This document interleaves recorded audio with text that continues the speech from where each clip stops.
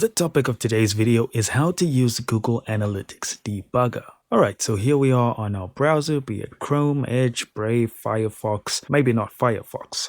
As long as it's Chromium, I'm not sure if Firefox is. But anyways, what we need to do is go to the extension button over here. Then we're going to click on Manage Extensions. In here, we need to click on Web Store. And what we're going to do then is search for Google Analytics Debugger. And you'll see it right over here. Click on that. And then you'll click on Add to Brave or Add to Chrome, Add to Edge. All right, and you'll see it pops up on the top there. Now we want to go to the Extensions button again. And let's just pin it.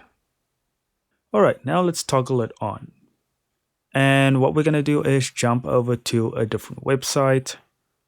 Let's go with Google Store. And to open up the console, all you need to do is press Ctrl, Shift, and J. And it's the shortcut for all browsers. There's no different shortcut for it. And you'll see the Analytics Debugger doing its thing in this side console over here. And that's all there is to it, guys. Thank you so much for watching. Do consider liking and subscribing, and I'll see you on the next one.